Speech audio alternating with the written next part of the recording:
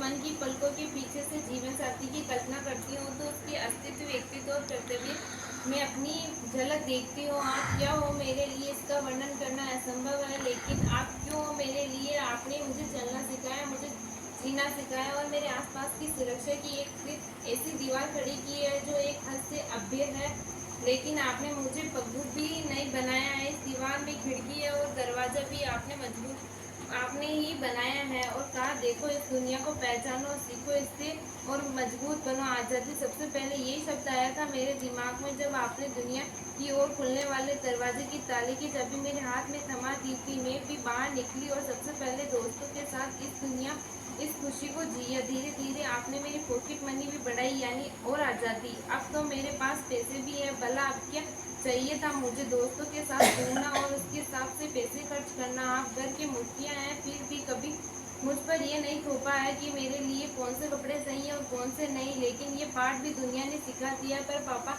दुनिया के हिसाब से कपड़े पहनने पर भी कुछ फर्क नहीं पड़ा है, क्योंकि लड़कों के जरिए हमें किसी माल की तरह देखना, सरे रात चलते सीटी बजाना और रास्ते को रोकते हुए ग्रुप बनाकर खड़े हो जाना तो हमेशा जारी रहा है। फिर चाहे मैंने जींस या केपरी पहनी हो या सलवार कमीज।